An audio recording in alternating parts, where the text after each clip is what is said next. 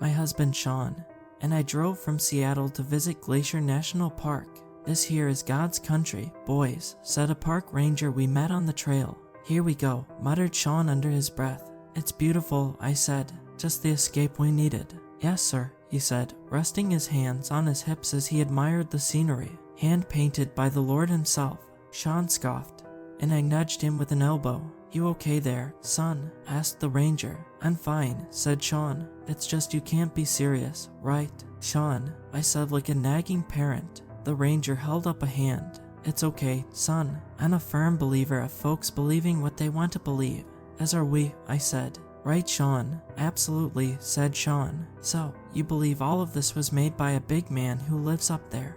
Okay, Sean, let's go, I said. No, he said. I want to hear what he has to say. The ranger looked a little surprised, but indulged us. Well, that's not exactly how I'd put it, son. But yes, I believe in a higher power. I've seen things, like disabled kids standing up from their wheelchairs. Mocked Sean, cancerous tumors miraculously disappearing from a preacher's touch. That's enough, I snapped. That's not what I, said the ranger as Sean continued to rant. Go ahead, and believe in a God that persecutes people like us, and allows monsters to run the world. But when someone you love is taken before their time, you come and tell me if you still believe in your God. With that he stomped off.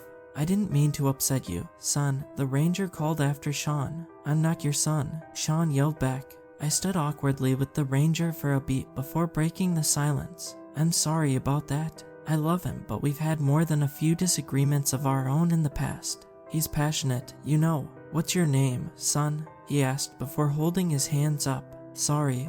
Habit. It's fine, I said. Dylan. Good to meet you, Dylan, he said, holding out his hand which I shook. I'm Jacob.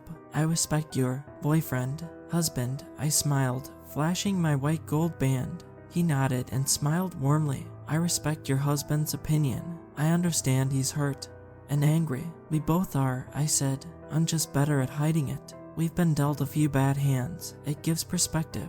Jacob put a hand on my shoulder. I'm sorry to hear that, Dylan.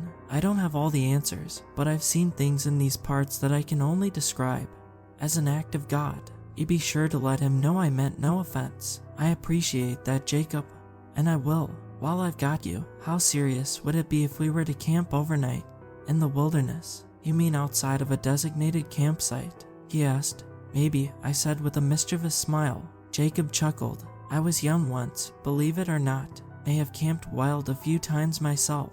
As long as you boys are respectful, clean up after yourselves, and all that, I can turn a blind eye. I promise you'll never know we were here. He nodded. I trust your word, Dylan. You didn't hear that from me though, of course. Of course, I grinned. You boys be careful out here, okay? She's a beaut for sure, but not completely immune to ugliness. I nodded. Have a good day, sir. Jacob left with a tip of his hat. I continued on the trail and found Sean sitting on a rock looking sheepish. My expression must have said it all. I know, he said. I'm an asshole. Shall I apologize? I shook my head. He understands. He stood up and put his arms around me. You know I can't listen to that garbage. I'm sorry I left you like that, Dylan. It's fine, I said. He's a little into the God thing, but he's good people. After a couple hours hiking, we stopped by the Flathead River to refuel with chips and granola bars. It looked like a potentially good spot to camp,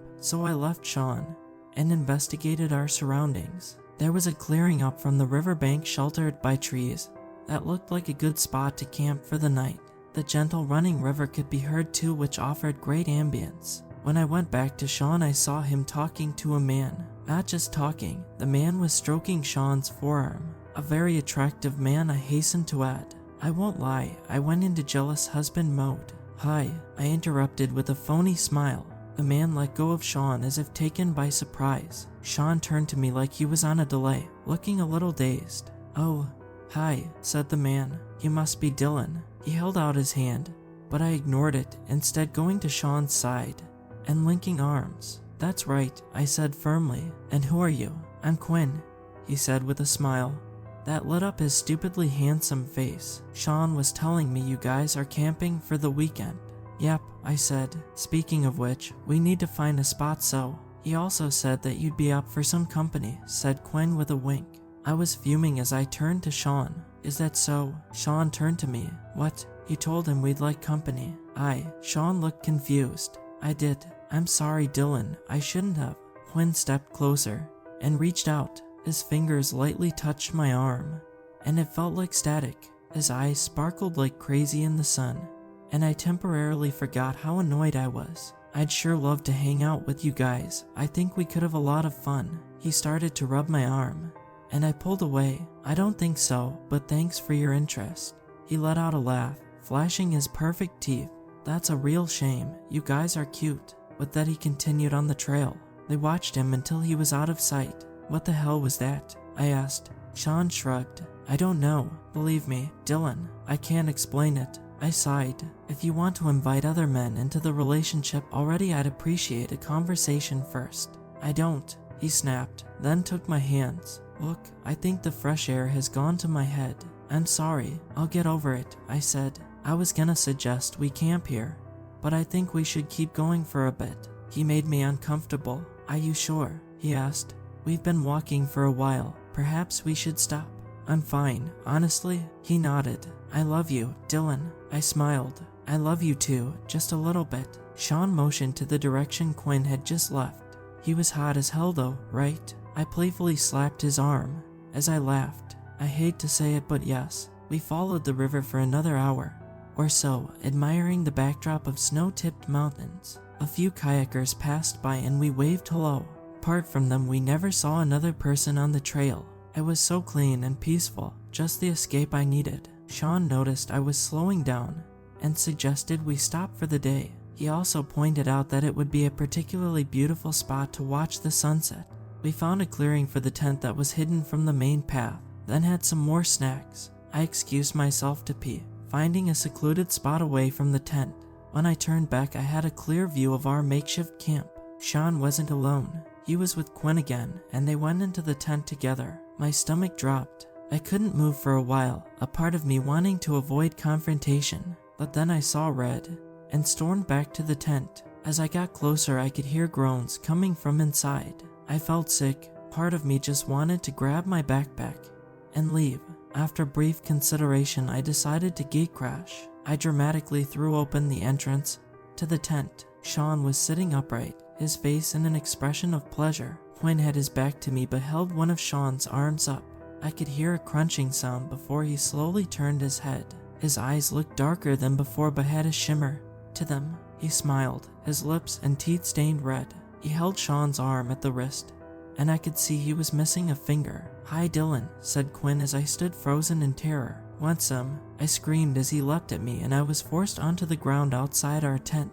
He bared his bloody teeth as I struggled. Help, I yelled, hoping to be in earshot of other hikers. Quinn gripped my wrist, and I felt that strange static sensation again. Shush, Dylan, he said. Everything's fine. Just look into my eyes, and you'll see. I did all I could to avert his gaze, but couldn't help myself.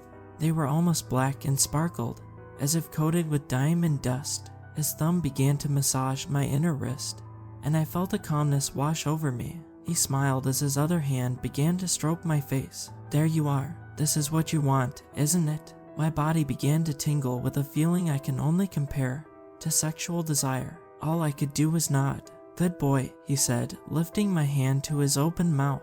As he was about to bite, his expression changed to one of curiosity. His other hand touched my chest, and he grinned wide. Oh my, there's a darkness in you. Delicious. A blood-curdling scream came from the tent.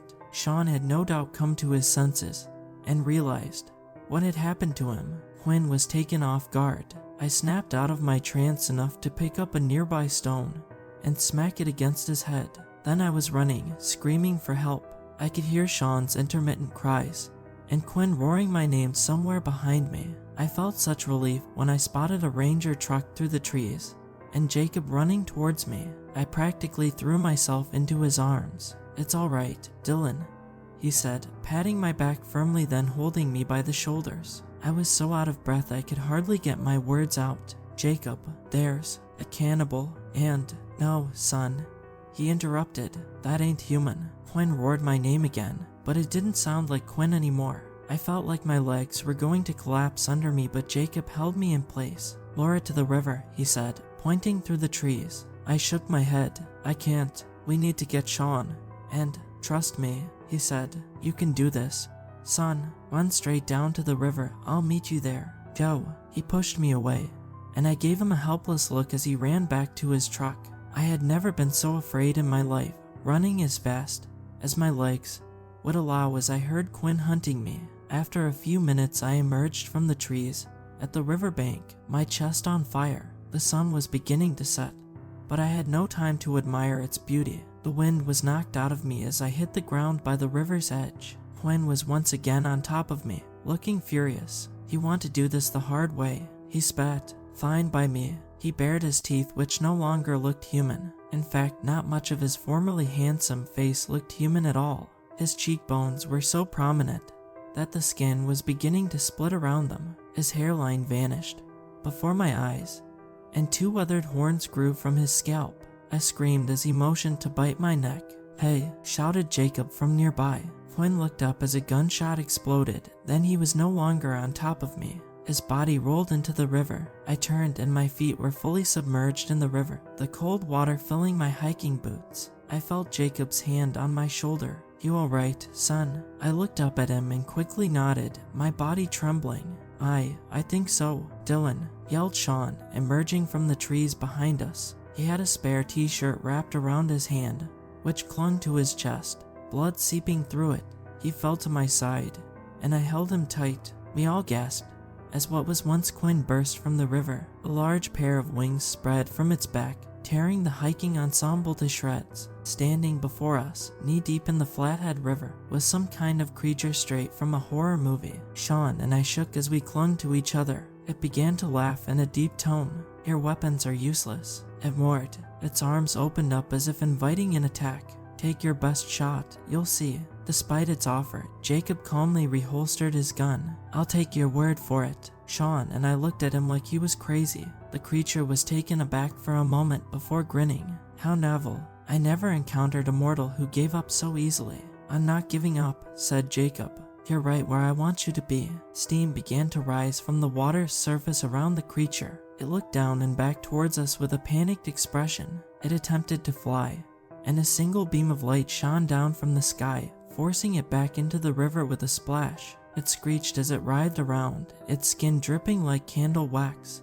We couldn't stop watching as the creature became nothing but a fleshy pulp and washed away with the gentle current. After a few minutes, it was as if nothing had happened. They were left with the beautiful sight of the sun setting behind the mountains, the river's surface a shimmering golden orange. Jacob crouched down next to us, a look of awe and appreciation on his face as he looked over the water. "You see, boys, this here is God's country. This isn't the only strange thing that happened to us. Something I haven't mentioned was before our trip. After months of discomfort, I was diagnosed with a rare incurable illness. I was given weeks. It was to be my swan song of sorts, a final getaway from the busy city to be in nature with Sean, my rock. When that thing was boiled alive in the Flathead River, my feet were constantly submerged. I felt something that I can only describe in hindsight, like a weight was being physically lifted. I'm no longer sick. I don't know what to believe anymore.